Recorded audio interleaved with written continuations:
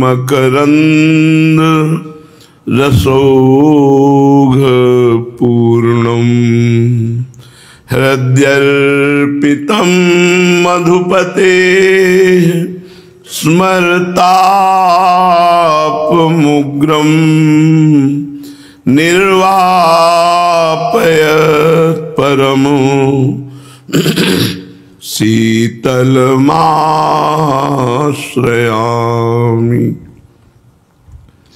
निर्वापयत् परमो रूपी कवच से हम हर समय सुरक्षित हैं। अब हमें कोई परास्त नहीं कर सकता, क्योंकि परास्त करने वाला द्वंद्व ही नहीं बचा। आप ही हैं परास्त करने वाले और आप ही हैं विजय दिलाने वाले। जिससे विजय दिलानी वो भी आप ही हैं और जो विजय है वो भी आप ही हैं। इसलिए अब द्वंद्व रहा नहीं, अब तो निर्द्वंदता आ रही है। भगवत कृपा ने हमें निर्द्वंद कर दिया। भगवत कृपा हमें अपनी ओर खींच रही है। अब ये माया प्रपंच रूपी दलदल हमें अपनी ओर आकर्षित नहीं कर सकता। आकर्षित कर भी ले तो घसीट नहीं सकता, घसीट भी ले तो हमें विमुख नहीं कर सकता पक्का। क्योंकि अब हमारे ऊपर प्यारे जू की अपार कृपा बरस रही है। उसका प्रमाण है कि हमें मनुष्य जन्म दे करके, हमें श्री धाम वृंदावन का आश्रयवास दे करके, रसिकों का संग दे करके अपने नाम रूप लीला धाम के रंग की तरफ आकर्षित किया। ये कृपा का प्रमाण है कि हमारे ऊपर असीम कृपा है। श्रीपाद प्रबोधानंद जी महाराज कह रहे हैं, राधा श्री राधा राधा श्री राधा गौर श्यामल मिथुन खेलति कंदर्प लीला यत्र राधा माधो नामना प्रथित तन्नोमि कानन किमपि। नमस्कार करता हूँ श्रीधाम वृंदावन को, जहाँ राधा माधव नाम के युगल दंपत्ति नित्य लीला परायण हैं।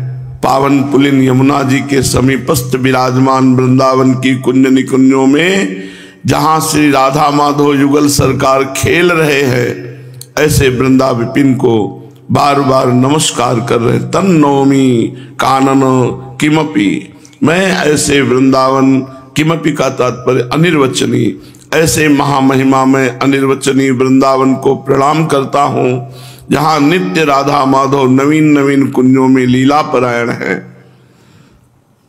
खग वृंदम पशु वृंदम द्रुमवल्ली वृंद मुन्मद प्रेमना प्रीणयदमृत रसेन शांत वृंदावन नमत। मैं प्रेम प्रदान करने वाले वृंदावन के पक्षियों की वंदना करता हूं। खग वृंदम, प्रेम प्रदान करने वाले वृंदावन के पशुओं की वंदना करता हूं। पशु वृंदम, प्रेम प्रदान करने वाले वृंदावन की लताओं की गुल्म औषधि की वंदना करता हूं। द्रुमवल्ली वृंद मुनमद प्रेमना, ये सब उन्मादकारी प्रेम प्रकट करने में सामर्थ्यशाली हैं। वृंदावन के खग मृग पशु पंछी द्रुमलता वल्ली, ये प्रिया प्रीतम का प्रेमोन्माद प्रदान करने में समर्थ हैं। और हमको इन्हीं के बीच में रहने का सौभाग्य मिला, जिनके पावन पुलिन की नवनिवृत्त निकुंजों में नित्य लीला परायण युगल सरकार है। ऐसे वृंदावन में जहाँ के खग मृग पशु पंछी द्रुमवल्ली तरुलता अद्भुत उन्मादकारी प्रेम प्रदान करने वाले हैं, ऐसे वृंदावन में प्रीणयदमृत रसेन शांत वृंदावन नमत। मैं ऐसे समस्त द्वंद्वों से शांत निर्विकार प्रेम स्वरूप वृंदावन को नमस्कार करता हूं। यदि आपका हृदय ऊसर के समान है, ऊसर भूमि उसे कहते हैं जहां कोई भी घास तिनका नहीं जमता, चाहे जितनी खाद पानी लगा दो उसमें बीज अंकुरण नहीं होगा। ऊसरमपि हरिभक्तेर नाना दुर्मार्गम निष्ठमप्य धर्मम वृंदा विपिन मचिंत्य प्रभाव मुन्मादयेत प्रेमना। यदि आपका हृदय ऊसर की भूमि के समान है हरिभक्ति के निमित्त, काम क्रोध लोभ तो आपके हृदय में खूब अनुमान प्रकट कर रहे हैं, लेकिन भगवत चरणारविंद की प्रीति, नाम जप, नाम कीर्तन, भगवत कथा श्रवण, भगवत लीला गायन, इनमें ऊसर भूमि के समान है। बिल्कुल कोई प्रभाव नहीं पड़ता हमारे हृदय में, ना नाम का, ना धाम का, ना लीला का, ना गुण का। प्रभाव पड़ता है तो काम क्रोध लोभ मोह मद मत्सर का। ऐसा जिसका हृदय है और जो नाना विधि नाना दुर्मार्ग निष्ठ मप्य धर्मम, बड़ी महिमा वर्णन करते हैं, जो नाना प्रकार के अधर्म निष्ठा पूर्वक करता है। निष्ठा पूर्वक, मैं रोज ये पाप कर्म किए बिना नहीं रह सकता, निष्ठा है मैं इसके बिना नहीं रह सकता। जैसे श्री धाम की निष्ठा मैं धाम के बिना नहीं रह सकता, नाम निष्ठ में नाम जप के बिना नहीं रह सकता, गुरु निष्ठ में गुरुदेव के बिना नहीं जी सकता, ऐसे ही पाप कर्म अधर्म के बिना मैं नहीं रह सकता।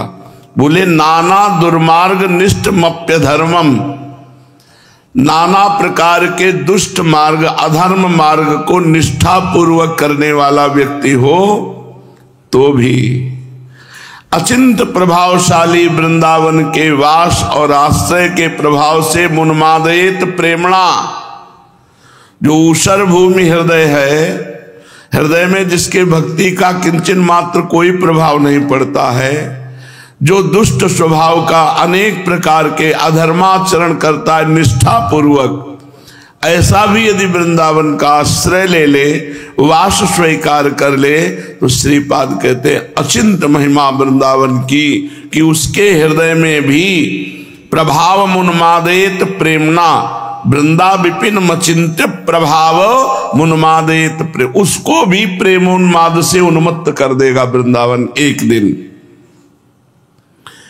जो ऊसर भूमि हृदय नाना प्रकार का धर्माचरण करने वाला, इसको तो नरक मिलना चाहिए।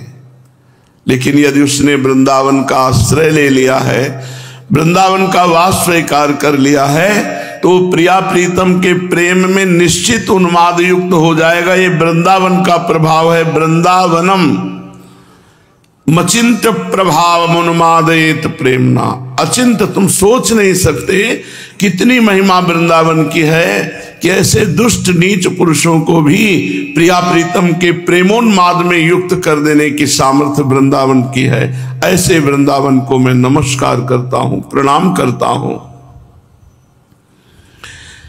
भक्त्यैकयान्यत्र कृतार्थ मानिनो धीरास्त दे तन्न वयम विदामः, श्री राधिका माधव वल्लभम नः परंतु वृंदावन मेव संश्रयः। जो अन्यत्र तीर्थों में जाते हैं, अन्यत्र धामों का सेवन करते हैं, अहोभाग्य धन्य भाग। और कुछ लोग एकांतिक भक्ति योग का अनुष्ठान करते हैं, ये भी कृतार्थ है, धन्याति धन्य है। उनको भी हम धीर पुरुष कहते हैं, श्रीपाद कहते हैं। वो बड़े धैर्यवान हैं, जो अपने घरों का त्याग करके तीर्थों में वास करते हैं, पुरियों में वास करते हैं, उनको प्रणाम करते हैं। जो एकांतिक हरि की भक्ति योग में है, वो भी कृतार्थ है, बड़े धीर हैं, बड़े महिमाशाली हैं। परंतु जो श्री राधा किशोरी के चरणों के आश्रित है, बड़ी गजब की बात है। अभी थोड़ी देर पहले किसी साधक से चर्चा में कह रहे थे कि बहुत ये बहुत विचित्र मार्ग है। कैसा विचित्र मार्ग है? चढ़ी के मोम तुरंग पर चलिबो पावक माही, प्रेम पंथ अति कठिन है सबको निबहत नाही। बड़ा कठिन है प्रेम पंथ का निर्वाह करना। आशिक मिजाज चाहिए हमें त्यागी बैरागी ज्ञानी विज्ञानी नहीं चाहिए, हमें आशिक मिजाज चाहिए। दिल फेंको, फेंक दिया बस, बिल्कुल पक्का समझो। पूज्य श्री जीव गोस्वामी जी के पास जब कोई शिष्य बनने जाता तो पूछते थे तुम्हारी आसक्ति कहाँ है? वो कहता है स्त्री में, काम लायक हो हमारे, चल। तुम्हारी आसक्ति कहाँ? पुत्र में। एक आया 1 लाख स्वर्ण मुद्राएं अर्पित की और कहा मुझे शिष्य बना लो। कहा तुम्हारी आसक्ति कहाँ है? बोले कहीं नहीं। तो बोले काशी जाओ, उठाओ रुपया। यहां वृंदावन में तो हमें आशिक मिजाज चाहिए। अगर राग ध्वनि सुनकर मोहा नहीं, रूप देख करके नहीं मोहा, कहीं प्रियता नहीं है, वो हमारे काम का आदमी नहीं है। हमारे काम का आशिक मिजाज आदमी चाहिए। पक्का समझो, दिल फेंको। हाँ, झोंक दिया, अब जो होगा सो देखा जाएगा। ऐसा प्रेमी विचारवान नहीं होता। विचारवान कभी प्रेमी नहीं होता। प्रेम में विचार, शर्त, सौदेबाजी, अनुकूलता ये सब नहीं होती, ये नहीं होती। प्रेम एकाकी, अपनी तरफ से प्यारे को। और इसमें जो खास बात है कि जब हम प्रियालाल के प्रेम मार्ग में चलते हैं तो बिल्कुल उतना ही पावर से संसारिक राग बढ़ता है। चढ़ के मोम तुरंग पे चलिबो पावक, मोम के घोड़े पे बैठ के तो पिघल नहीं जाएगा आग में, लेकिन आपको निकलना है। चढ़ के मोम तुरंग पे चलिबो पावक माही, प्रेम पंथ अति कठिन है सबको निभात नहीं। जैसे घर बार परिवार संसार राग शरीर राग सब त्याग करके वो प्रियालाल के प्रेम में चला। अब अगर उसे प्रेम होगा तो वैसे ही प्रेम होगा जैसे प्रियालाल से, पक्का। वो जी नहीं सकता उसके बिना। चक्रवर्ती सम्राट पद त्यागा, राजा का वैभव कितना होता है। भरत जी महाराज ऋषभदेव भगवान के पुत्र है, अपनी सुंदर रानियां त्यागी, अपने पुत्र त्यागे, सब सुख त्यागा, गंडकी नदी के किनारे एकांत में भगवान का वो चिंतन कर रहे हैं जो अत्यंत दुर्लभ है। भागवत में पढ़ के देख लो, उनको ये भी शुद्धि नहीं रहती कि अगला पूजन में क्या करना है। भगवान की रूप माधुरी में ऐसे बिल्कुल ये ना समझे कि हम ऊंचाई पे चढ़ रहे हैं तो विपक्ष ऊंचाई पे नहीं चढ़ रहा, आपके साथ ही राग भी बढ़ रहा है। अब वो राग कहीं फंसने न पावे और सीधा मोड़ हो जाए प्रिया प्रीतम को, तो वो है। नहीं तो अगर वो राग हिरन में हो गया तो महाराज जानते हो कैसे, जैसे गोपी जन विरह में नहीं वर्णन करती। अब एक साधक से चर्चा हो रही थी, हे चंद्रदेव तुम में जो हिरन का चिन्ह दिखाई दे रहा है तुम अत्यंत सौभाग्यशाली हो। हे पृथ्वी तुम में जो मेरे मृग शावक के चरण चिन्ह बने हैं तुम अपने हृदय में उन चरण चिन्हों को धारण करने के कारण बड़ी सौभाग्य। भूल गए जैसा भगवान में प्रेम वैसे हिरन में प्रेम हो गया और भगवान का प्रेम ढक गया। एक बार भी रामकृष्ण हरि नारायण कुछ नहीं, वही हिरन। अंत तो गत्वा हिरन का शरीर प्राप्त हुआ। चढ़ के मोम तुरंग पे, अगर वो किसी से भी प्यार करेगा तो उसके जैसा प्यार करने वाला त्रिभुवन में कोई नहीं होगा, क्योंकि वो त्रिभुवन पति का प्यार जिधर मुड़ेगा तो उधर इष्ट देव के समान ही प्यार करेगा। अब सामने देहाभिमानी जीव होता है, उसको लगता है मैं सुंदर हूं इसलिए प्यार कर रहे हैं, मैं गुणवान हूं इसलिए प्यार, उसका स्वभाव है। और रूपवान हो ना हो, गुणवान हो ना हो, गाली देता हो, अपमान करता हो, वो प्यार करेगा तो ऐसा ही करेगा जैसे इष्ट देव से प्यार करता है। इसीलिए साधक को बहुत बचने की जरूरत है, क्योंकि वो कोई संसारी आदमी नहीं है। भोगी आदमी प्यार नहीं करता, वो केवल भोग पर दृष्टि रखता है। और जो आशिक मिजाज होते हैं इनको और किसी से मतलब नहीं होता, इनकी आसक्ति होती है बिना वो देखो लो धनुर्दास जी की, उतने ही बड़े महापुरुष बने जितने आसक्त थे। छाता लेके चलते थे अपनी पत्नी के सामने, उसको देखे बिना जी नहीं सकते थे। तो बाजार सामान लाना है तो अकेले जा नहीं सकते, पत्नी चलेगी, वो पीछे चलेगी तो देख नहीं पाएंगे, तो पत्नी चलती थी ऐसे, आप छाता लेकर ऐसे चलते थे उसे देखते हुए। आचार्य चरण के पास सूचना पहुंची तो बोले तो बहुत काम का आदमी, पूरा समिटा हुआ है, पत्नी में आसक्त, बस मोड़ दे देना है हरि की तरफ। तो जाके पूछे तुम भाई बड़ा उपहास हो रहा है तुम्हारा, बाजार में सब देख के लोग हंस रहे, तुम्हें कोई चिंता? बोले कोई परवाह नहीं। तो बोले ऐसे क्यों चल रहे उल्टा छाता लेके? तो उनका मैं जी नहीं सकता इसके रूप के बिना। मतलब कोई प्रेमी हृदय ये बातें जानता है और तो विनोद में ले लिया जाएगा, लेकिन कोई आशिक मिजाज जो वास्तविक प्रेमी है वो जानता मैं जी नहीं सकता। तो उनका रूप में आसक्त हो, बस इतनी बात है ना। अगर इससे अच्छा रूप हो तो उनका हो ही नहीं सकता। ऐसा कैसे? जे ही रंगनाथ जी सामने छूट गया छाता, छूट गई पत्नी, और बहुत बड़े महापुरुष हुए भगवान श्री रंगनाथ जी के परम भक्त धनुर्दास जी महाराज उनका नाम हुआ। गोस्वामी जी जगह जगह से अपमान तिरस्कार पाया हुआ हृदय, और जब पत्नी आई रत्नावली जी, अपार प्रेम, पूरा का पूरा भगवत प्रेम उनके ऊपर टूट पड़ा। ब्याह के बाद कभी विदा नहीं किया, कहते थे मैं जी नहीं पाऊंगा। काम भाव नहीं था, प्रेम भाव और काम भाव में अलग। काम भाव में वो अपनी क्रिया की ओर तृप्त हो गया, उदासीन हो गया। प्रेमी केवल आसक्ति की, रोम रोम में उसकी आसक्ति होती है। वो प्रेम बड़ा विचित्र कोटि का होता है। किसी गृह कार्य के लिए गए हुए थे, इतने में उनके पत्नी के भाई आए। गंगा पार ही ससुराल थी, राजापुर गंगा के उस पार, इस पार ससुराल। पत्नी ने कहा वो काम के लिए गए, चलो घर चलते देते लिए तो जाने नहीं देंगे। जो ही घर आए वो कहा पत्नी, बोले वो तो मायके गई, शाम के समय था, रात्रि में कैसे कैसे, और छत से आंगन में। तो उनकी पत्नी ने देखा और कहा धिक्कार है तुम्हें, जितना तुम चाम से प्यार करते हो इतना राम से प्यार करते तुम महान हो जाते।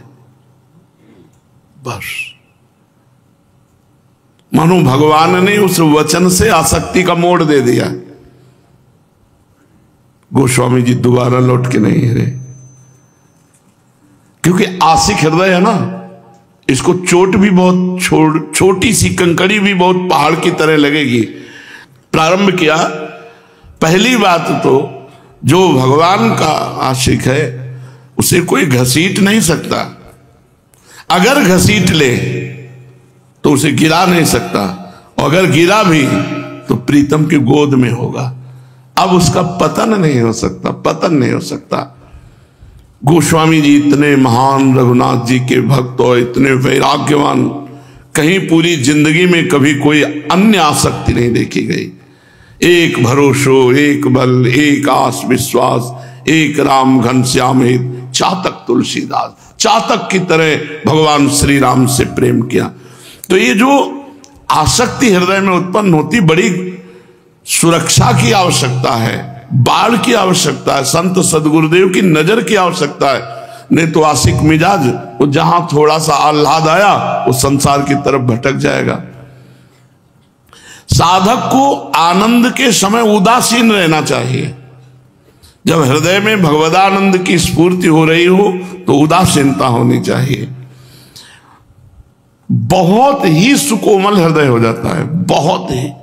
कोई झूठ से उससे कह दे हम आपके बिना जी नहीं सकते, आप चले गए तो हम कैसे रहेंगे, और इतनी गंभीरता से इस बात को लेता है कि वैसे तो नहीं, अगर हम चले भी गए तो श्री जी तुम्हारे साथ रहेंगे।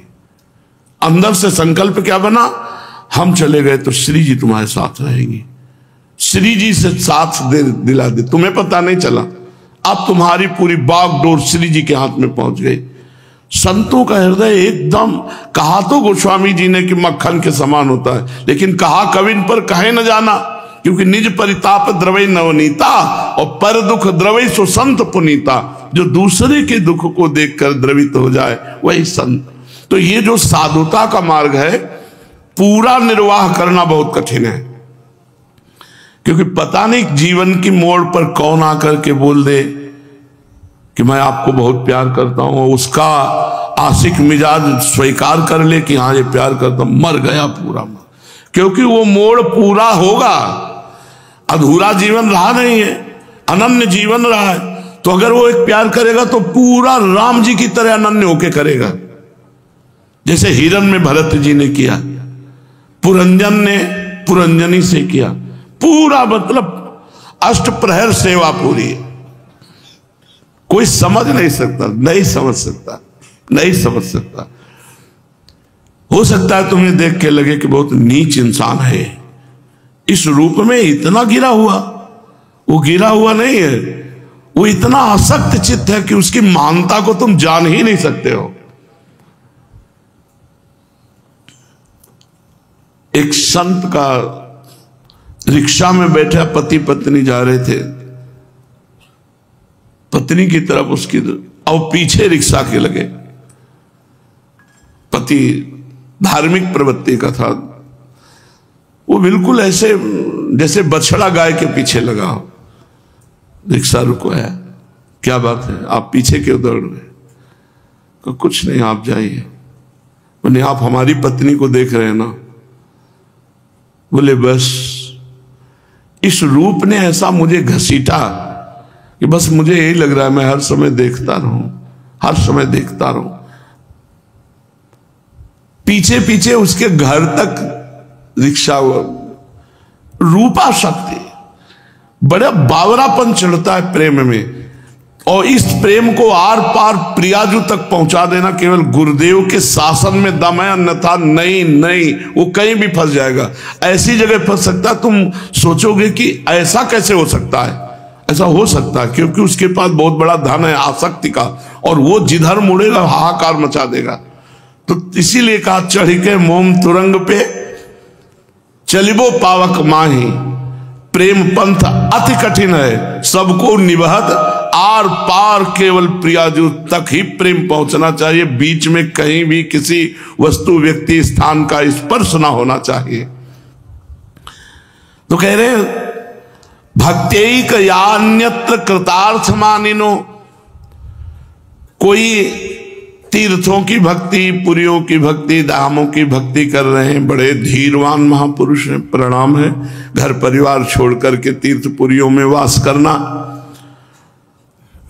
धीरास तदेन तन्न वयम विदामः, कोई हरि की एकांत भक्ति कर रहा है, मैं उनको भी प्रणाम करता हूं, विवेचना नहीं कर सकता क्योंकि बहुत धैर्य की बात है एकांतिक भक्ति योग के द्वारा भगवान की आराधना करना। परंतु सब बात पीछे हो गई परंतु लगते ही, परंतु श्री राधिका माधव वल्लभम न,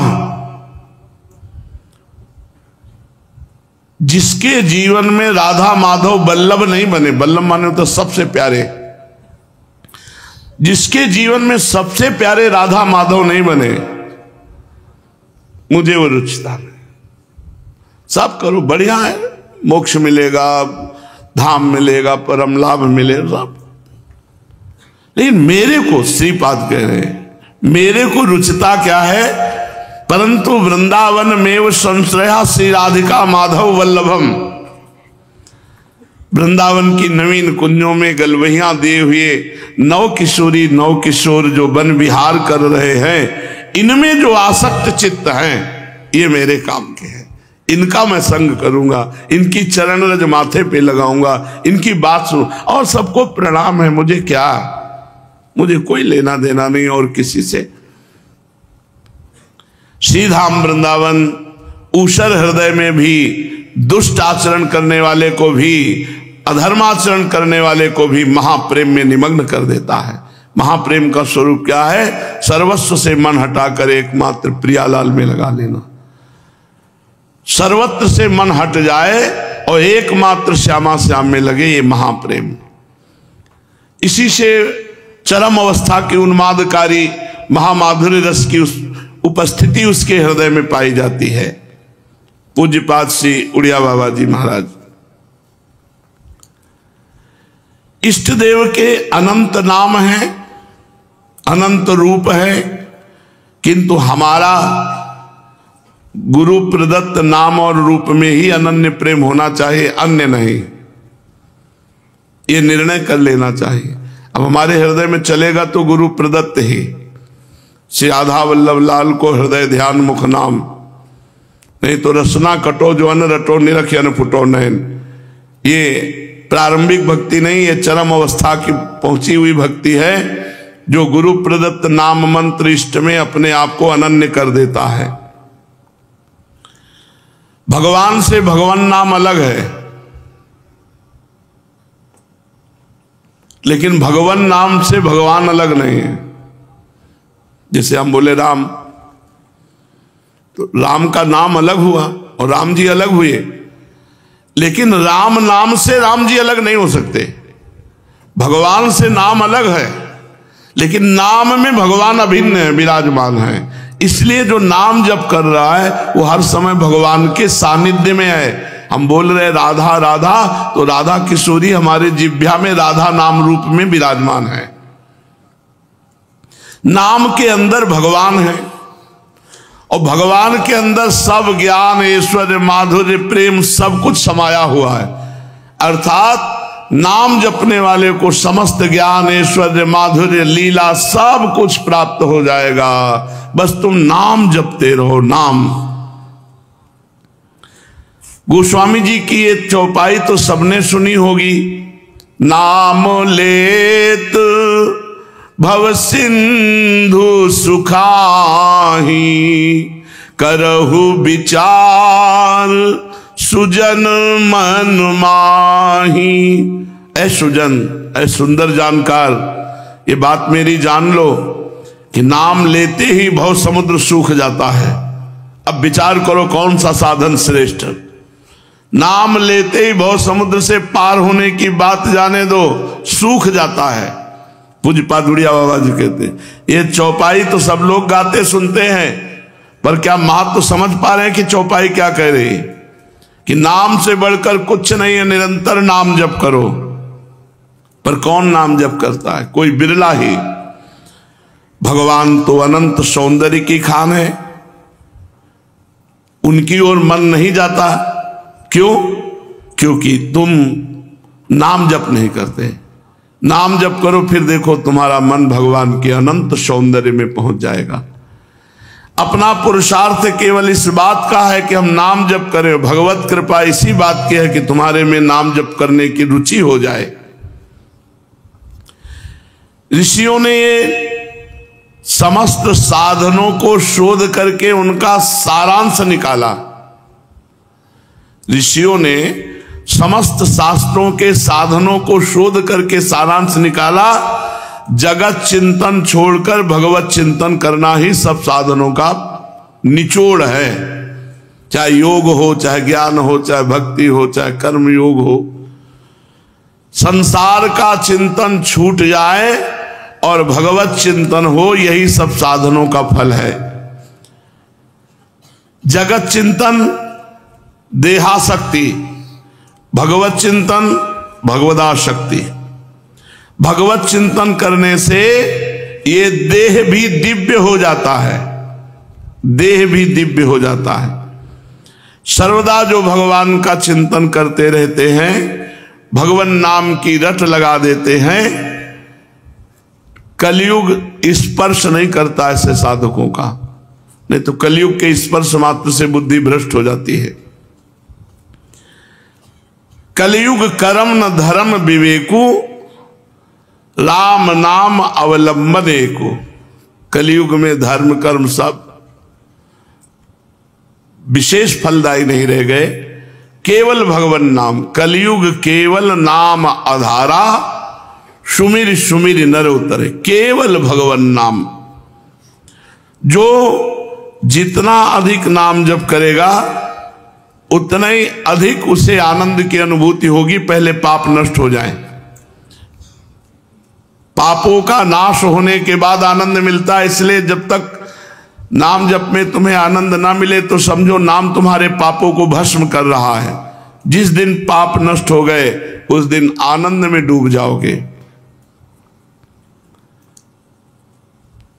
बिना भगवान शंकर की कृपा के हरि नाम में प्रीति नहीं होती, हरि चरणों में प्रीति नहीं होती।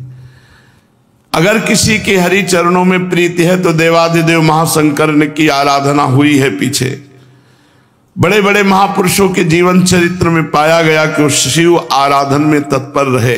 पूज्य राधा बाबा, नरसिंह मेहता जी, बड़े बड़े महापुरुषों को भगवान शंकर की कृपा से, हरि भक्ति की कृपा से धाम नाम में प्रेम, राधा नाम में प्रेम, राधा धाम में प्रेम। तो जिसको हरिनाम में प्रीति ना हो रही वो भगवान शंकर से प्रार्थना करे, भगवान शंकर की आराधना करे, निश्चित हरिनाम भक्ति उसके हृदय में जागृत हो जाएगी। नाम जागृत हो जाएगा, हरि भक्ति जागृत हो जाएगी।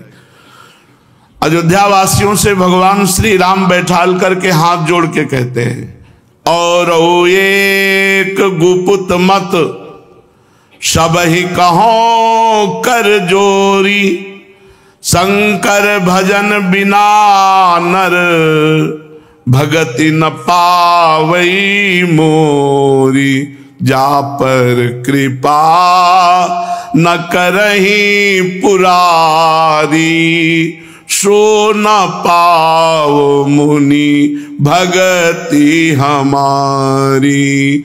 शिवद्रोही ममदास कहावा, सो नर मोही सपने हूं नहीं भावा। भगवान श्री राम जी कह रहे, हे अयोध्यावासियों, मैं हाथ जोड़कर सबसे प्रार्थना करता हूं, एक अपने मन की गुप्त बात कहता हूं। भगवान शंकर के भजन के बिना कोई मेरी भक्ति नहीं प्राप्त कर सकता। अगर कोई भगवान शंकर से द्रोह करे, मेरा दास कहलाए, सो स्वप्न में भी मुझे वो अच्छा नहीं लगता। जिस पर भगवान त्रिपुरारी महादेव जी की कृपा नहीं होती वो मेरी भक्ति को प्राप्त नहीं होता। इसलिए बाबा भी कह रहे हैं, यदि हरि भक्ति हरि नाम में प्रीति ना हो रही हो तो शंकर जी को एक लोटा जल चढ़ा दिया कर। हर हर महादेव। वो एक चुल्लू जल से, एक बिल्व पत्र से, एक ककौड़ा धाक और धतूर का फल, इतने से ही वो प्रसन्न हो जाते हैं। बड़े औधर दानी हैं, बड़े आशुतोष हैं।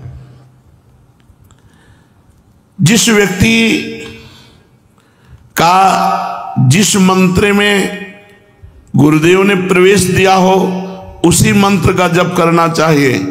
अन्य जगह से पढ़ लिख के मंत्र जपने से सिद्धि नहीं होती, गुरु के श्रीमुख से कान में सुनने से होती। जो दूसरों की संपत्ति का त्याग करता है, पर स्त्री का दूषित भाव से चिंतन करना त्याग करता है, यथालाभ संतुष्ट रहता है, उसमें बहुत जल्दी नाम जप स्फुरित हो जाता है। मानो ये बात कह रहे हैं कि नाम जप करते हुए यदि नाम जप में प्रीति नहीं हो रही तो ये स्थान देख लो। दूसरे की संपत्ति का अपहरण करना, दूसरे की स्त्री के प्रति दोष दृष्टि रखना, काम आदि भाव, पर निंदा, वैष्णव अपराध, अपवित्र भोजन, अगर इनका त्याग हो जाए तो बहुत जल्दी नाम में रुचि हो। यही जहां दोष हो जाते हैं तो भजन फिर रुचि नहीं रह जाती। तो भजन ऐसे ही जैसे सूर्य तो है पर कोहरा ढक गया, प्रकाश नहीं हो रहा, तो फिर भजन का प्रकाश नहीं होता। पराई माता बहनों की तरफ काम दृष्टि, अपवित्र भोजन का त्याग, वैष्णव निंदा पर निंदा का त्याग, पराई माता बहनों की तरफ अगर हमारी दृष्टि रहेगी काम की तो हमारे भजन में रुचि नहीं होगी। भजन चाहे घंटा 2 घंटा करो, वृत्ति वहीं पहुंच जाएगी। सदगुरु की कृपा से यदि ये परहेज करते हुए नाम जप किया जाए, सदगुरु प्रदत्त मंत्र नाम, तो बहुत जल्दी सिद्ध हो जाएगा। वो सिद्ध का तात्पर्य होता बिना प्रयास के निरंतर भजन चलना। सदगुरु जो बात बता दे बस उस बात में कभी संशय मत करना, उसको पकड़ लो, पार हो जाओगे। जब कोई अधिक जप करने लगता है तो जप हृदय से उसकी नस नाड़ियों में और फिर रोम रोम में, फिर जहां बैठता है जिस जगह वहां परमाणु छा जाते हैं। एक बार दंडवती परिक्रमा लगा रहे थे गिरिराज जी महाराज की, सदगुरुदेव भगवान साथ थे, तो पूछरी के लोठा में जब पहुंचे तो उसी समय कुछ दिन ही हुए थे, शरीर पूरा हुआ था। पूज्य श्री जगन्नाथ दास बाबा जी बड़े सिद्ध महापुरुष थे, कई बार दर्शन हुए उनके। मध्याह्न में जब विश्राम को लेटे थोड़ी देर में करवट बदला, देखा गुरुजी नहीं, उनका दंडोती लगाने चले गए। ऐसा तो अभी तक नहीं हुआ, बिना बताए बिना कहे चले गए। जल्दी से उठे भागे, तो दोस्त वैष्णव जन आ रहे थे। हमने कहा किसी संत भगवान को देखा क्या परिक्रमा मार्ग में जाते हुए? बोले नहीं, यहां तो नहीं, एक संत भगवान अप्सरा कुंड में बैठे। देखा महाराज जी बैठे। जब उठ के आए तो दूर बैठ गए, जब उठ के आए तो महाराज जी यहाँ कैसे? तो उनका वहां इतने गोपाल मंत्र के जोर के परमाणु हैं कि निज मंत्र जपने में विक्षेप हो रहा था, इसलिए उठ के आ गए। तो यहां बाबा वर्णन कर रहे हैं, जब अधिक जप होने लगता है तो जिह्वा से कंठ में, कंठ से हृदय में, हृदय में संपूर्ण नस नाड़ियों में, फिर रोम रोम में, फिर बाहर जहां बैठा हुआ है उतना क्षेत्र मंत्राकार हो जाता है। इसलिए गुरु प्रदत्त नाम जप करो। जो निषेध किया गया है गंदी बातें वो अपने जीवन से दूर करो धीरे धीरे नाम बल से। श्रीमद् भागवत महापुराण। महाराज मिथिलाधिपति विदेहराज जनक निमि जी महाराज प्रश्न करता है और उत्तर देने वाले 9 योगीश्वर हैं। प्रश्न है, भगवान की दुरंत माया से कैसे पार हुआ जा सकता है? कल चर्चा थी भगवान की माया का क्या स्वरूप है, सो आपने सुना। फिर प्रश्न था कि माया से कैसे पार हुआ जा सकता है, तो श्री प्रबुद्ध जी महाराज कहते हैं कि पहले सदगुरु का वर्णन करें। प्रायः शिष्य के लक्षणों के वर्णन मिलते हैं, यहां सदगुरु के वर्णन किए। सदगुरु कैसे होने चाहिए? बोले जो शाब्द ब्रह्म और पर ब्रह्म दोनों के ज्ञाता हो। शब्द ब्रह्म शास्त्रों के ज्ञानी, पर ब्रह्म आत्मस्वरूप का बोध अर्थात भगवत साक्षात्कार। इसलिए जो परम कल्याण का जिज्ञासु हो उसको गुरुदेव की शरण लेनी चाहिए। गुरुदेव ऐसे हों जो शब्द ब्रह्म वेदों के पारदर्शी विद्वान हो, जिससे वे ठीक ठीक समझा सके और साथ में ही परब्रह्म की अनुभूति से युक्त हो, ताकि वो अपने अनुभव की रहस्य की बातें शिष्य को बता सके। गुरुदेव का चित्त शांत हो, द्वंद्वातीत स्थिति हो, व्यवहार के प्रपंच में विशेष प्रवृत्त नहीं होना चाहिए। गुरु शिष्य का संबंध है संसार से मुक्त होने का, और अब इसको प्राय व्यापार बना लिया गया। हर संबंध में स्वार्थ बुद्धि घुसती चली जा रही, जिससे हर संबंध दूषित होता चला जा रहा है।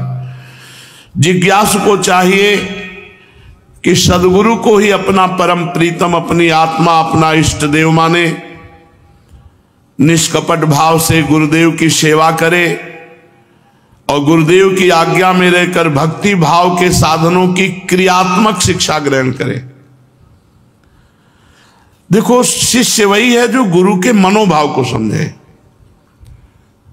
क्रियात्मक शिक्षा, इस समय भोग लगाना, इस समय ऐसा, इस समय तो कभी कभी ऐसा पाया जाता है कि अपनी रुचि के अनुसार सेवा करना और गुरु जी की रुचि के अनुसार या इष्ट देव की रुचि के अनुसार सेवा, बड़ा अंतराय हो जाता है। अपनी रुचि के अनुसार सेवा करने पर जो आपको सुख होता है वो स्वसुख है, और गुरु जी या इष्ट देव की रुचि के अनुसार जो सेवा की जाए वो तत्सुख है। तत्सुख ही हमारी सिद्धि है।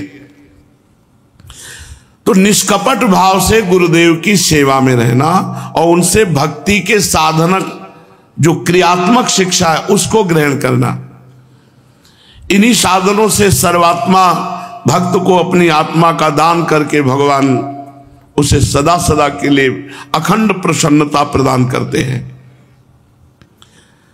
पहले शरीर से ममता हटाना सीखे गुरु चरणों में। गुरु चरणों में ऐसी प्रीति करे कि अपने शरीर की ममता न रह जाए। जहां खड़ा कर दिया खड़ा कर दिया। जहां आप ये सच्ची समझो, अगर भगवान अपने प्रेम में अपने आप को छुपाए नहीं और खोल देना तो आप भगवान का अनादर कर दोगे। आप अनादर कर दोगे, अनादर कर दोगे, अपमान कर दोगे। पक्का 100% लिख के कह रहा हूं। यदि भगवान अपने को माया के पर्दे से ना ढके तो आप जब तक विकल नहीं हो जाते, प्राण त्यागने की स्थिति नहीं आती, तब तक वो सामने नहीं आते। अगर वो ऐसे ही सामने आ जाए तो अगर उनका अपमान न कर दो, उनकी अवहेलना न कर दो तो कहना अधिक प्रीति से महत्व बुद्धि अंतर ध्यान हो जाती है। भगवान इसीलिए योग माया का पर्दा रखते हैं, नहीं तो जीव अपनी औकात भूल जाता है, अपनी सामर्थ्य भूल जाता है और वो अपनी क्षमता से अधिक उपद्रव करने लगता है। भगवान मिल जाए तो कोई भगवान का भजन न करे, इसीलिए वो पर्दे में रहते हैं कि जब प्राण विकल अहंकार नष्ट तब भगवान। गुरु जब क्रियात्मक शिक्षा दे तो उस समय अपने अहंकार को थोड़ा शासन में रखना चाहिए। ऐसे से ऐसे हम कह रहे हैं, वो कह रहे हैं काजल यहां लगाओ, लगाओ काजल। नहीं महाराज जी, आंख में लगा दे तो ज्यादा सुंदर रहेगा। तो उनको पता नहीं क्या वो क्यों कह रहे हैं यहां लगाओ, लगाओ वहां लगाओ जहां कह रहे। काजल यही लगा दिया। अपनी बुद्धि नहीं लगाने की। गुरु जी तो गाल में काजल लगवा रहे हैं, आंख में काजल लगना चाहिए। शास्त्र में लिखा है आंख में अंजन। गए तुम, वो किस भाव से कह रहे हैं, इस समय किस दशा में है तुम्हें क्या पता, तुम वही लगाओ जहां कह रहे हैं। गुरु के द्वारा क्रियात्मक शिक्षा भक्ति की ग्रहण करें। इन्हीं साधनों से सर्वात्मा भक्त को अपनी आत्मा का दान करने वाले भगवान प्रसन्न हो जाते हैं। सब कुछ छीन लिया महाराज बलि से, इसके बाद बांध दिया वरुण पास्य का। बता बहुत बड़ा दानी बनता था, तीसरा पग कहां से पूरा करेगा। बलि जी वैसे ही दैन्य 3 पग पृथ्वी मांगी, वो पूरा गुरु जी का विरोध करके तुमको दिया, सब कुछ दे दिया, इसके बाद वरुण पास से बांध रहे हो मुझे। यह तुम्हारी कोई भगवत्ता है? ऐसा नहीं। भगवान की इस लीला में कि 2 में तो सब ब्रह्मांड नाप लिया, कहा तीसरा पग दीजिए, वरुण पास से बांध दिया जो प्रतिपल कष्ट देता रहता, प्राण दंड जैसा कष्ट। बलि जी ने कहा अभी तो हमने प्रणाम भी नहीं किया आपको। तभी भगवान बिक गए कि अब भी रोष नहीं, अब भी कोई शिकवा शिकायत नहीं। बहुत दुर्दशा है जीव की, बहुत दुर्दशा है। पहले शरीर में अनासक्त होना सीखे गुरुदेव के चरणों में, फिर संतान धन संपत्ति परिवार इससे अनासक्त होना सीखे, फिर भगवान के भक्तों में कैसे आसक्त होना चाहिए ये सीखे, फिर समस्त प्राणियों के प्रति दया मैत्री विनय और निष्कपट भाव की सेवा। मिट्टी जल आदि से बाह्य शरीर की पवित्रता, छल कपट आदि के त्याग से भीतर की पवित्रता। मिट्टी जल आदि से बाह्य पवित्रता करना चाहिए। शरीर पवित्र रहता है तो मन भी पवित्र रहता है, मन पवित्र रहता है तो भगवान के भजन में। इसलिए कपड़े पवित्र होने चाहिए, कीमती नहीं पवित्र होने चाहिए। हम सुंदर नहीं कह रहे, पवित्र हो, भले चिथड़ा हो लेकिन पवित्र कपड़ा हो। अगर पवित्र वस्त्र है पवित्र शरीर तो आप खुद देखोगे परम पवित्र भगवान का सहज में स्मरण होता है। ये जो अपवित्र रहते हैं, मिट्टी जल आदि से शरीर की पवित्रता और छल कपट आदि के त्याग से भीतरी पवित्रता, और धर्मानुष्ठान के लिए कष्ट सहना। जैसे सर्दी का समय है, रात्रि में उठ जाना, स्नान करना, स्नान करके आना, सत्संग सुनना, कष्टप्रद जीवन यतज्ञ विस्मय परिणामे अमृतोपमम। जो धर्मानुष्ठान के लिए कष्ट सहता है वही तपस्या है। यही परम तपस्या है कि अपने नियमावली के लिए धर्मानुष्ठान के लिए हम कष्ट सहे। सहनशीलता, जब आप अपने धर्मानुष्ठान में चलेंगे तो आपको कोई विनोदास्पद शब्द कहेगा, कोई उपहासास्पद कहेगा, बड़े भगत बनते हैं या कुछ भी ऐसा, उसको सहन करो। आपको कोई प्रतिकूलता या कोई अपराध जनित बात करता है आपसे, आप चुपचाप सहन करो। सहन करना ही तपस्या होगी। तो धर्मानुष्ठान का पालन करने से, जो भी हमारी प्रतिकूल परिस्थिति उसको सहने से और मौन रहने से। आप गीजर के पानी से स्नान करते हैं, आपको ये कमजोर करता है, आपकी क्षमता को कमजोर करता है, शारीरिक सहनशीलता को कमजोर करता है। थोड़ी देर एक दो मग्घा तो ठंडा पानी जा करके एकदम विचलित करेगा, लेकिन फिर बाद में घंटों तक आपको आनंद देगा। सर्दी सहने के सामने, और गीजर से नहा के निकलो तो आपका शरीर कांपने लगेगा। बाहरी शक्ति जब सर्दी लगेगी तो क्षमता नहीं आपकी सह सको। कोशिश करो ज्यादा गर्म पानी से ना नहाओ। एक बच्चा है अभी, वो ठंडे पानी से नहीं हम लगवा देते, गिरूंगा नहीं, हमें जरूरत नहीं, बड़ा आनंद आता है ऐसे। आप अभ्यासरत रहो, अभ्यास करो अपने साधन मार्ग में कष्ट सहने का। फिर मौन रहना चाहिए। मौन से बहुत लाभ मिलता है, अपने भी कोशिश करते हैं, मौन से बहुत लाभ मिलता है। एक तार भजन करने का सुख मिलता है। आप लोग भी अभ्यास करो जितना मौन रह पाओ। और स्वाध्याय, शास्त्र का नित्य स्वाध्याय होना चाहिए। जैसे आप गीता जी के 10 श्लोक पढ़ें, भागवत के 10 श्लोक पढ़ें, रामायण की 10 दोहा पढ़ें, अर्थ सहित पढ़ें, भाव समझें। रोज शास्त्र का स्वाध्याय करो। सरलता, आपके व्यवहार में छल कपट नहीं होना चाहिए, सरल व्यवहार होना। संत सरल चित जगत हित जान स्वभाव स्नेह, बाल विनय सुन करि कृपा राम चरण रति दे। जो साधुता का स्वरूप है वो सरलता है, जो मन में वही वाणी में, जो वाणी में वही तन में है। ब्रह्मचर्य, जहां तक हो सके ब्रह्मचर्य का पालन करें। अहिंसा, मन वाणी शरीर से किसी को दुख ना पहुंचावे। सर्दी गर्मी सहना ये बहुत आवश्यक है। खान पान, शौच लघु शंका, साधक इस पे संयम रखता है। जैसे अपने आसन पे बैठे तो 3 घंटे आसन पे बैठे तो फिर 3 घंटे कोई लघु शंका सोच, उस वेग को फिर समन करना चाहिए। सत्संग में बैठे तो अब समन करना चाहिए। गर्मी सर्दी का वेग सह जाइए, शौच लघु शंका का जब आसन में बैठे पहले से निवृत्त हो जाओ, पहले से निवृत्त हो जाओ कि अब जैसे सत्संग शुरू होने वाला है तो आप लघु शंका चले जाओ 10 मिनट पहले। घंटा 1.5 घंटा सत्संग हुआ फिर आप चले जाओ, फिर घंटा 1.5 घंटा वाणी पाठ हुआ फिर आप बाद में चले जाओ। सर्दी गर्मी सहो, शौच लघु शंका के वेग को उस समय जब सत्संग में हो या पाठ में हो। और सुख दुख को सहो, देखो सहन करना ही साधुता है। हर्ष और विषाद को सहो, तुम्हारे अनुकूल हो तो हर्ष, विषाद हो तो मुंह हिलगा लिया। प्रतिकूलता में सर्वत्र, सब देश, सब काल, सब वस्तुओं में भगवान विराजमान हैं। अपने अनुकूल हर्ष, प्रतिकूलता में विषाद, ये साधक का लक्षण नहीं। अनुकूलता और प्रतिकूलता में समान भाव रखना। सर्वत्र, समस्त देश काल वस्तु व्यक्ति में एकमात्र ईश्वर विराजमान है, ऐसा देखना। ये मेरा घर है ऐसा कभी भाव न रखना। ये भगवान का घर है, मैं इसमें सेवा में रहता हूं, ऐसा भाव रखना। गृहस्थ हो तो पवित्र वस्त्र पहनना, और त्यागी हो तो फटे पुराने पवित्र चिथड़े, जो कुछ प्रारब्ध के अनुसार मिल जाए उसी में संतोष करना चाहिए। गृहस्थ हो तो पवित्र वस्त्र पहनना। हमें लगता है कि जिन जिन को हमारी आवाज कानों में सुनने को मिल रही हो, शौचालय उतने ही कपड़े पहन के जाओ जितने धो सकते हो। पवित्र रहो, पवित्र रहने से तुम्हारी बुद्धि पवित्र रहेगी। ये जो ऐसे शौच हुआ है, सब पैंट शर्ट पहने और वैसे सब घूमते रहते, पूरा घर अपवित्र रहता है। इनका भोजन अपवित्र, इनका संभाषण अपवित्र, इनका जीवन अपवित्र रहता है। पवित्रता अति अनिवार्य है। उससे प्रार्थना है जहां तक हो सके घर का भोजन करने की चेष्टा करो। स्वयं रोटी दाल बना लो, ये ज्यादा चाट चूट में मत पड़ो, नहीं तो जीवन चट जाएगा। माया चाट लेगी, पूरी आयु को चाट लेगी, पूरी श्वासों को। प्रारब्ध के अनुसार जो मिल जाए उसी में संतोष होना चाहिए। अरे अच्छा भोजन करो, दंड बैठक मारो, सब ठीक रहे।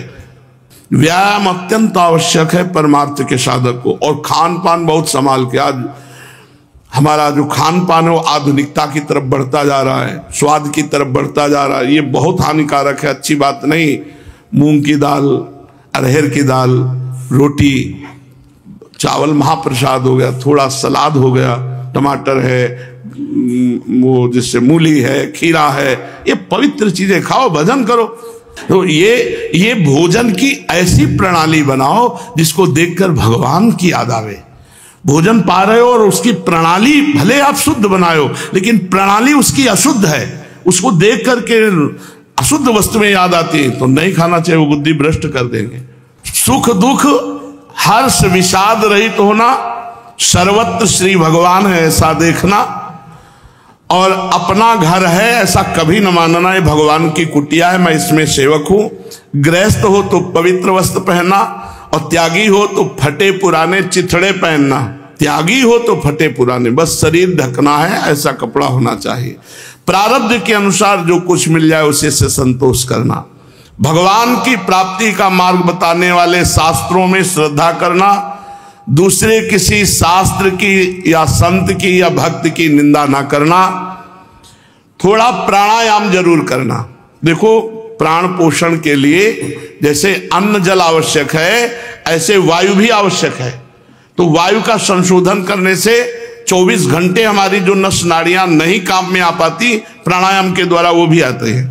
हमारा लक्ष्य प्राणायाम से योग नहीं है कि अष्टांग योग की तरफ हम प्राणायाम शरीर को स्वस्थ करके भजन 15 मिनट जरूर करो।